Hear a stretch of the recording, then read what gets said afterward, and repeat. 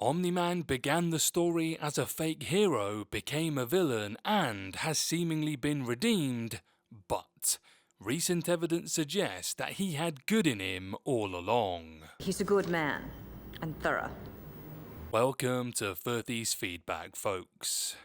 So, recent events in Invincible are evidence that Omni-Man's villainous ways never ran as deep as originally implied. Although Omni-Man is responsible for a lot of death, destruction and heartbreak by the ending of Invincible Season 1, a twist in Season 2 Episode 6, It's Not That Simple, reveals that Nolan's loyalties were always at odds.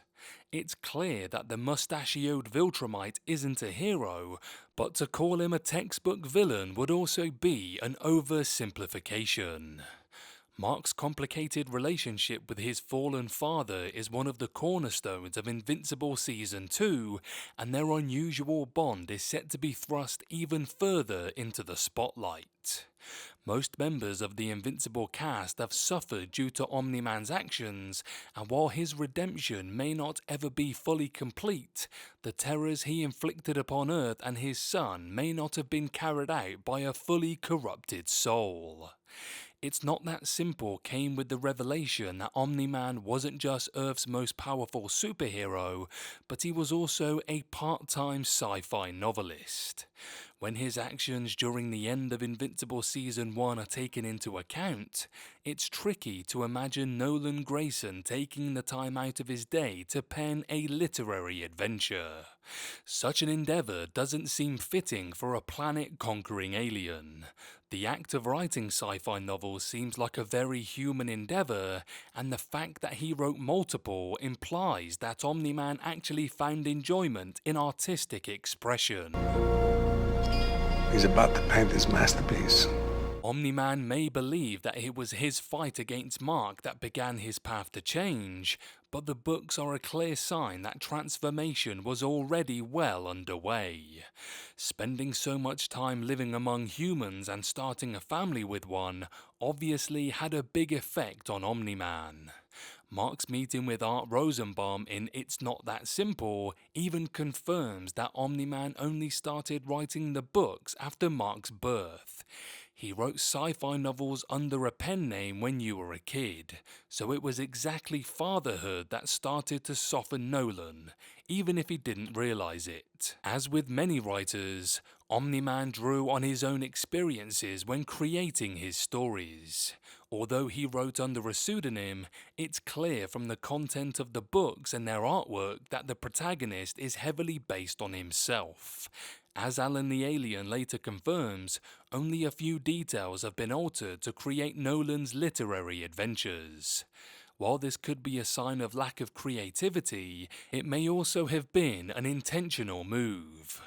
Omni-Man could have had doubts about his mission after Mark's birth, whether he was consciously aware of them or otherwise. Writing the books to include stuff that can hurt Viltrumites may have been a way of encoding the information. Then, if Omni-Man was ever taken into Viltrumite custody, as happened at the end of Invincible Season 2 Part 1, the tips would be readily available to anyone he told about them. This may not have been Mark because it was initially unclear whether he would develop any powers, but the other Guardians of the Globe could have used the books.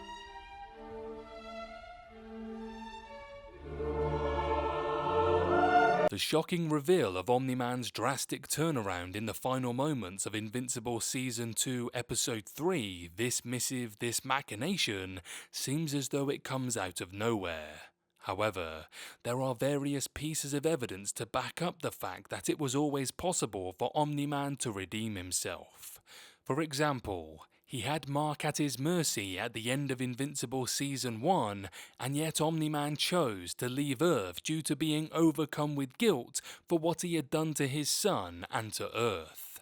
The sci-fi books, however, predate even Omni-Man's emotional retreat. Omni-Man's literary work came into being when there was nothing on the line. From his point of view, Omni-Man's plan to prepare Earth for Viltrumite domination was going perfectly. However, while his marriage to Debbie may have been for appearance's sake, Mark's birth shook Omni-Man to his core. He knew all too well what Viltrumite domination meant for the planet, and it could have meant the same fate for his son. Writing the books was likely Omni-Man's way of processing his misgivings about his mission, and they proved that his invincible arc was never set in stone. Must end life in classic Lorne Green pose from Battlestar Galactica. Oosh! Eesh!